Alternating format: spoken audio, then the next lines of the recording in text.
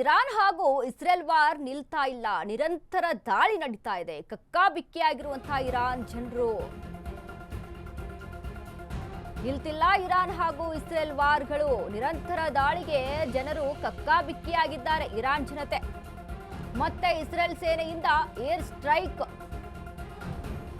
ಉರ್ಮಿಯಾ ವಿವಿ ಮೇಲೆ ಇಸ್ರೇಲ್ ಮತ್ತೆ ಏರ್ ಸ್ಟ್ರೈಕ್ ನಡೆಸಿದೆ.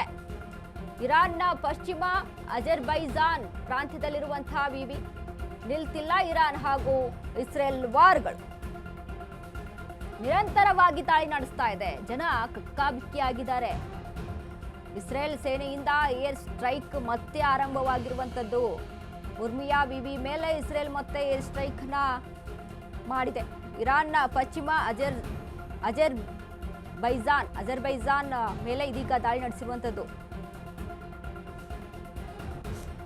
ನೋಡಿ, ಸತತವಾಗಿ ದಾಳಿ ನಡೆಸ್ತಾ ಇದೆ. ಜನ ಕಂಗಾಲಾಗಿದ್ದಾರೆ, ಕಕ್ಕಾಬಿಕ್ಕಿ ಆಗಿದ್ದಾರೆ. ಹೇಗಪ್ಪ ಎಲ್ಲಿ ಹೋಗಿ ಬಚ್ಚಿಟ್ಕೊಂಡು ಜೀವ ಉಳಿಸ್ಕೊಳ್ಳೋಣ ಅನ್ನುವಂಥ ಪರಿಸ್ಥಿತಿ. ಯಾಕಂದ್ರೆ ಯಾವುದನ್ನು ಸಹಿತ ಬಿಡ್ತಿಲ್ಲ ರೀ, ಅಷ್ಟರ ಮಟ್ಟಿಗೆ ದಾಳಿ ಆಗ್ತಾ ಇದೆ. ಇರಾನ್ ಮೇಲೆ ಅಂತೂ ಜಂಟಿ ದಾಳಿ ಏನ್ ನಡೀತಾ ಇದೆ, ಅಮೆರಿಕ ಮತ್ತು ಇಸ್ರೇಲ್ನ ಜಂಟಿ ದಾಳಿ ಏನ್ ನಡೀತಾ ಇದೆ ನೋಡಿ. ಸ್ಕೂಲ್ ಕಾಲೇಜ್ಗಳನ್ನ ಟಾರ್ಗೆಟ್ ಮಾಡಿ ಹೊಡಿತಾ ಇದ್ದಾರೆ. ಸ್ಕೂಲ್ ಆಗಿರ್ಬೋದು, ಕಾಲೇಜ್ ಆಗಿರ್ಬೋದು, ಸರ್ಕಾರಿ ಕಚೇರಿಗಳಾಗಿರ್ಬೋದು. ಟೆಹರಾನ್ ಮೇಲೆ ಅಲ್ಲಿ ಹೆಚ್ಚಾಗಿ ಟಾರ್ಗೆಟ್ ಅನ್ನ ಮಾಡಿ ಹೊಡಿತಾ ಇರುವಂಥದ್ದು. ಸೊ ಇದನ್ನೆಲ್ಲ ಗಮನಿಸಿದಾಗ ಜನ ಎಲ್ಲಿ ಹೋಗ್ಬೇಕು, ಯಾವ ರೀತಿಯಾಗಿ ಜೀವ ಉಳಿಸ್ಕೊಳ್ಳೋಣ ಅನ್ನುವಂಥ ಪರಿಸ್ಥಿತಿಯಲ್ಲಿ ಬಂದು ನಿಂತಿದ್ದಾರೆ. ಇದನ್ನೆಲ್ಲ ಗಮನಿಸ್ತಾ ಹೋದ್ರೆ ನಿಜಕ್ಕೂ ಕೂಡ ನಮ್ಮ ಭಾರತ ದೇಶದಲ್ಲಿ ನಾವು ಎಷ್ಟೊಂದು ಸೇಫ್ ಆಗಿದ್ದೀವಿ ಅನ್ನೋದನ್ನ ನಾವಿಲ್ಲಿ ಊಹಿಸ್ಕೊಳ್ಬೇಕಾಗುತ್ತೆ. ಒಂದು ಕಡೆ ಎಲ್ಲಿ ನೆಮ್ಮದಿ ಇದೆ, ಒಂದು ಕಡೆ ಇಸ್ರೇಲ್ ಇರಾನ್ ಯುದ್ಧ ಆದರೆ ಮತ್ತೊಂದು ಕಡೆ ಇಸ್ರೇಲ್ ಹಮಾಜ್ ಯುದ್ಧ ಕೂಡ, ಇನ್ನು ಮತ್ತೊಂದು ಕಡೆ ಚೀನಾ ಯುದ್ಧ ಕೂಡ. ಅಂದರೆ ಎಲ್ಲಿ ಹೋಗಬೇಕು, ಎಲ್ಲಿ ಹೋಗಿ ಬದುಕಬೇಕು ಅನ್ನುವಂಥ ಚಿಂತೆಯಲ್ಲಿ ಜನ ಇರುವಂಥದ್ದು. ಸೊ ಇದನ್ನೆಲ್ಲ ಗಮನಿಸಿ ನೋಡಿದಾಗ ನಾವು ತುಂಬ ಸೇಫ್ ಆಗಿದ್ದೀವಿ ನಮ್ಮ ಭಾರತದಲ್ಲಿ.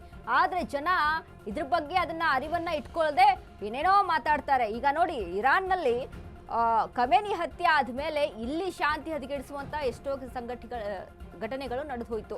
ಯಾಕಂದರೆ ಪ್ರತಿಭಟನೆ ಮಾಡಲಿ ಓಕೆ, ಬಟ್ ಅದ್ರ ಬಗ್ಗೆ ಸಂತಾಪ ವ್ಯಕ್ತಪಡಿಸ್ಲಿ ಓಕೆ, ಬಟ್ ಅದನ್ನೆಲ್ಲ ಹೊರತುಪಡಿಸಿ ಬೇರೆ ಬೇರೆ ರೀತಿಯಾಗಿ ಜನ ಮುಂದೂಡೋಕ್ಕೆ ಸಹ ಅಲ್ಲಿ ನಿರ್ಧಾರವನ್ನು ಮಾಡ್ಕೊಂಡಿದ್ರೆ ಶಾಂತಿ ಹದಗೆಡಿಸುವಂಥ ಕೆಲಸವನ್ನು ಮಾಡ್ತಾ ಇದ್ರು.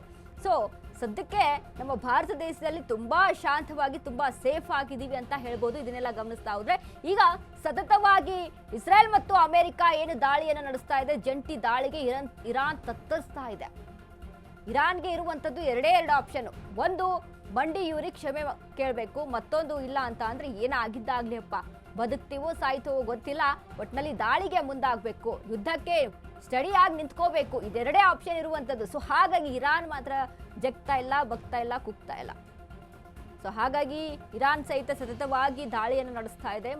ಆದರೆ ಒಂದಿಷ್ಟು ವಿಚಾರಗಳನ್ನ ಗಮನದಲ್ಲಿ ಇಟ್ಕೋಬೇಕು. ಇರಾನ್ ಇಸ್ರೇಲ್ ಮತ್ತು ಅಮೆರಿಕಾಗೆ ಯುದ್ಧವನ್ನ ಸಾರ್ತಾ ಇದೆ ಓಕೆ, ಬಟ್ ಅದರ ನೆರೆಹೊರೆಯ ಪ್ರದೇಶಗಳ ಮೇಲೆ ಏನು ಯುದ್ಧ ಸಾರ್ತಾ ಇದೆ, ಇದು ಇರಾನ್ಗೆ ತುಂಬಾ ಮಟ್ಟದ ಒಂದು ಹೊಡೆತವನ್ನ ಕೊಡುತ್ತೆ. ಒಂದು ವೇಳೆ ಏನಾದರೂ ನೆರೆಹೊರೆಯ ದೇಶಗಳು ಏನಾದರೂ ಎದ್ದು ನಿಂತ್ಕೊಂಡು ಅಂತ ಅಂದರೆ ಇರಾನ್ ಮ್ಯಾಪಲ್ಲೂ ಸಹಿತ ಇರಲ್ಲ. ಈಗ ಖಮೇನಿ ಏನು ಶಬ್ದ ಕೊಟ್ಟಿದ್ರು, ಇಸ್ರೇಲ್ ಮತ್ತು ಅಮೆರಿಕ ಇದು ನೋಡೋಕೆ ಸಿಗಲೇಬಾರ್ದು ಮ್ಯಾಪಲ್ಲಿ, ಅಂಥ ರೀತಿಯಲ್ಲಿ ಇದನ್ನು ಉರಿಸ್ ಮಾಡಿಬಿಡಬೇಕು ಅನ್ನುವಂಥ ಶಪಥ ಖಮೇನಿದು.